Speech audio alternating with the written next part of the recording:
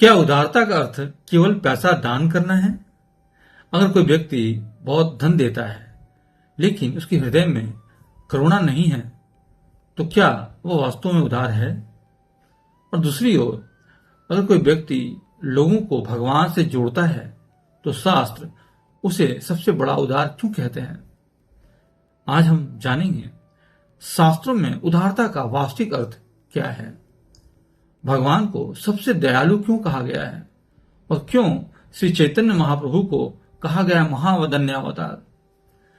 आज की दुनिया में उदारता का अर्थ अक्सर केवल चैरिटी से समझा जाता है, लेकिन श्रीमद् भागवतम, भगवद गीता, महाभारत और गौड़ीय वैष्णविज्म एक बहुत गहरी बात बताते हैं।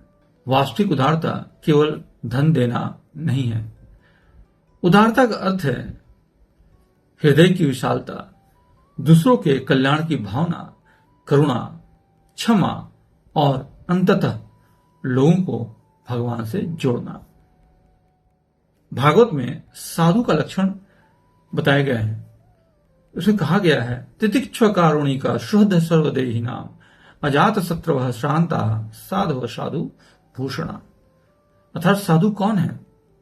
जो सहनशील है, करुणामय है, सबका हित चाहता है, किसी को शत्रु नहीं मानता, और यही वास्तविक उदारता है। आज दुनिया में लोग अपने परिवार तक सीमित रहते हैं, लेकिन उदार व्यक्ति का हृदय सीमित नहीं होता। इसलिए महाभारत कहती है, उदार चरिता नाम तू वसुधैव कुटुंबकम। उदार व्यक्ति के लिए पूरी पृथ्वी परिवार होती है। शास्त्रों में सबसे महान उदारता किसकी है? स्वयं भगवान की। सबसे अद्भुत उदाहरण है पूतना की कथा। पूतना कृष्ण को मारने आई थी। उसने विष पिलाने का प्रयास किया। भगवान ने क्या किया? उसका अपराध नहीं देखा, उसके भीतर मातृत्व का छोटा सा भाव देखा और उसे माता जैसी मुक्ति दे दी। और तब सुखदेव गोस्वामी कहते हैं कि ऐसे दयालु भगवान के अतिरिक्त हम और किसकी शरण लें? और यही जो है भगवान की उदारता है। ये केवल न्याय नहीं करते, वे कृपा करते हैं। भगवद गीता में भगवान कहते हैं, उदारा सर्व अय्येते। अर्थात जो भी किसी भाव से और भगवान को याद करता है वो उदार है। अब यहां उदार का अर्थ क्या है?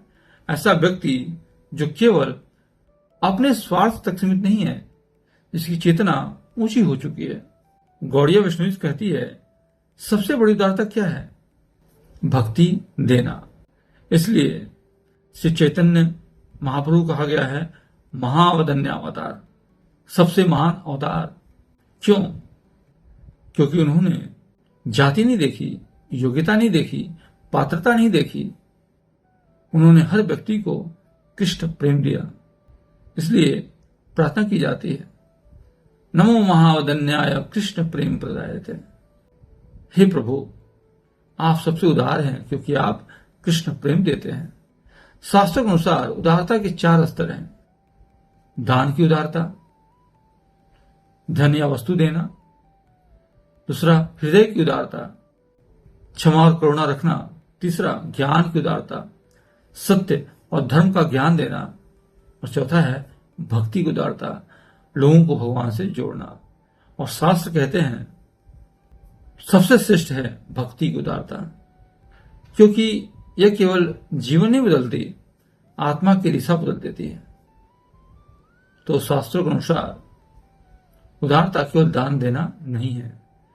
वास्तविक उदारता है करुणा, क्षमा, दूसरों का कल्याण और अंततः लोगों को भगवान से जोड़ना। दान देने वाला व्यक्ति दानी हो सकता है, लेकिन जो लोगों को भगवान की ओर ले जाए वही वास्तव में उदार है।